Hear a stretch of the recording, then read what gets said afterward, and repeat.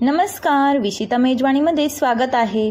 दिवाळी जवळ आली आहेत आणि सर्वजणी फराळासाठी लागल्याच असतील, पण सर्वांच्या आवडतीचा पदार्थ म्हणजे चकली। आणि ती चकली बऱ्याच जणांची बिघडत असते।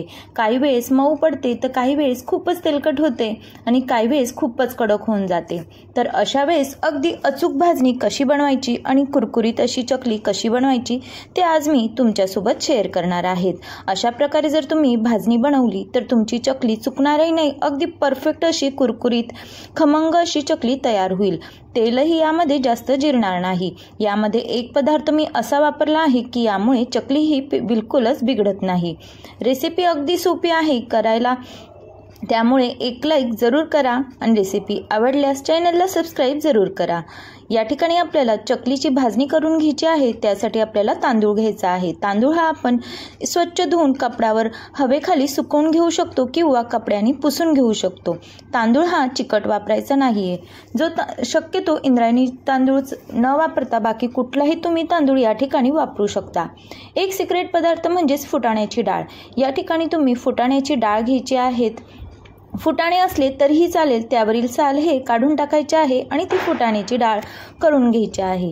त्यानंतर आपण साहित्य बघणार आहोत। या ठिकाणी मी 1 वाटी चणा डाळ घेतलेली आहे। त्यानंतर त्याच्या कमी मूग डाळ घेतलेली आहे आणि मूग डाळीच्याही कमी आपण उडीद डाळ घेतलेली आहे।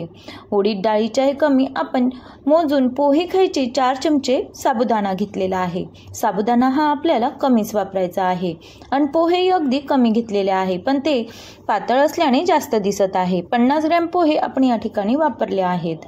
त्यानंतर 4 चमचे जिरे घेतलेले आहे। या ठिकाणी 2 चमचे बडीशोप घेतलेली आहे। आपल्याला धणेही 4 चमचे वापरायचे आहे, पण माझ्याकडे 2च चमचे होते म्हणून मी सध्यापुरते 2च चमचे या ठिकाणी वापरलेले आहे। अशा प्रकारे आपल्याला हे साहित्य सर्व जमा करून घ्यायचं आहे। त्यानंतर आपल्याला हे साहित्य खमंग असं भाजून घ्यायचं आहे। या ठिकाणी तुम्ही बघतच असाल प्रमाण हे कसं कमी कमी होत चाललेलं आहे। अशा प्रकारे आपल्याला जर प्रमाण घेतलं तर आपली चकलीची भाजणी ही बिलकुलच अचूक अशी तयार होईल। आता आपण जाडबुडाची कढई घ्यायची आहे आणि त्यामध्ये तांदूळ हा खरपूस असा भाजून घ्यायचा आहे। तांदूळ हा जास्त लालही होता कामा नये, तांदळाचा रंग हा बदलता कामा नये। नॉर्मल गुलाबीसर रंग आला की तांदूळ हा आपला भाजला गेला आहे असं समजायचं। मंद गॅसवर आपण तांदूळ हा खमंग असा भाजून घेऊ। तुम्ही चकलीची भाजणी ही जेवढी छान अशी खमंग भाजाल तेवढी तुमची चकली ही खायला रुचकर लागत असते। या ठिकाणी बघा आपला तांदूळ हा अगदी 7 ते 8 मिनिटात मस्त असा भाजून झालेला आहे। तो एका परातीत मी काढून घेतलेला आहे। नंतर त्याच कढईमध्ये मी फुटाण्याची डाळही भाजून घेत आहे। या ठिकाणी तुम्ही ही डाळ भाजली नाही तरीही चालते, पण सर्वच पदार्थ आपण भाजून घेत आहोत, त्यामुळे या ठिकाणी आपण शक्यतो ही डाळ किराणा दुकानातून आणलेली असते आणि थोडीशी नरम झालेली असते, त्यामुळे हिलाही खमंग असापणा यावा यासाठी मी थोडीशी भाजून घेत आहे। फुटाण्याची डाळ जर घालून तुम्ही कधी चकली केली नसेल तर एकदा नक्की करून बघा।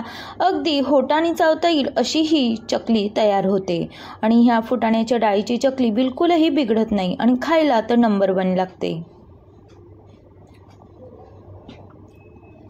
अशा प्रकारे ही डाळ ही आपली भाजून झालेली आहे। 2 वाट्या फुटाण्याची डाळ होती, आता त्याची निम्मी आपण चणा डाळ घेतलेली आहे। शक्यतो चकलीच्या भाजणीमध्ये आपल्याला डाळींचे प्रमाण हे कमीच ठेवायचे आहे, कारण डाळींमध्ये प्रथिने असते, त्यामुळे चकलीला मऊसरपणा येत असतो।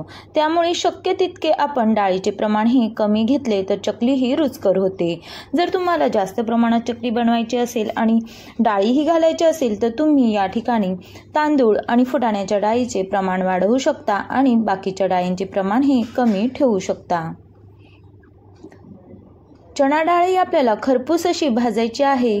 मस्त अशी कुरकुरीत ही चणा डाळ झाली पाहिजे इतपत आपण भाजून घेणार आहोत। या ठिकाणी बघा चणा डाळच्या निम्मी मी मूग डाळ घेतलेली आहे. प्रमाण घेणं अगदी सोपं आहे. आपल्याला प्रत्येक वस्तूच्या निम्म प्रमाण करत जायचं आहे.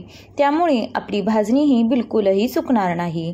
या ठिकाणी मी 4 वाट्या तांदूळ घेतले होते, तर 2 वाट्या फुटाण्याची डाळ, त्यानंतर 1 वाटी चणा डाळ, अर्धी वाटी मूग डाळ आणि अर्धीच्याही कमी आपण या ठिकाणी उडीद डाळ वापरणार आहोत. अशा प्रकारे जर आपण प्रमाण कमी कमी करत गेलो की आपली भाजणी ही अगदी अचूक प्रमाणात तयार होते. या ठिकाणी बघा, आपली मूग डाळही छान अशी भाजून झालेली आहे. आता आपण उडीद डाळही छान अशी भाजून घेऊ.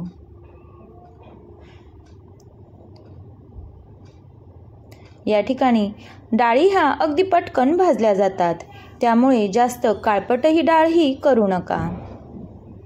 आपली उडीद डाळही भाजून झालेली आहे. या ठिकाणी अगदी पोहे खायचे 4 चमचे मी साबुदाणा वापरलेला आहे. साबुदाणा जेवढा कमी वापरता येईल तेवढा तुम्ही कमी वापरू शकता. मस्त असा साबुदाणा फुलेइतपत आपल्याला साबुदाणा हा भाजून घ्यायचा आहे. जास्त लाल आपल्याला साबुदाणा हा करायचा नाहीत.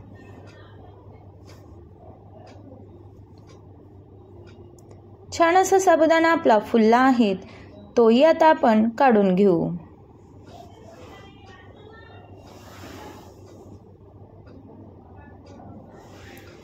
मंद गॅसवर कुठलाही पदार्थ भाजला की छान असा रुचकर भाजला जातो.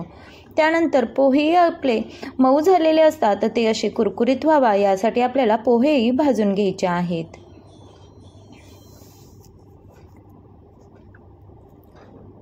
लक्षात ठेवा, कुठलाही पदार्थ भाजताना जास्त काळपट व्हायला नको आहेत, नाहीतर आपली भाजणी ही कडवट लागू शकते. या ठिकाणी पोहा आपण चुरून बघू. मस्त असा कुरकुरीत भाजला गेला आहे. त्यानंतर आपण या ठिकाणी जिरे घालून घेतले आहेत. जिरे, धणे, बडीशोप हे सर्व आपण एकत्रच भाजून घेणार आहोत. या ठिकाणी आपल्याला 4 चमचे धणे वापरायचे आहेत आणि 2 चमचे बडीशेप वापरायचे आहे. मस्त अशी खमंग भाजून घ्यायची आहेत.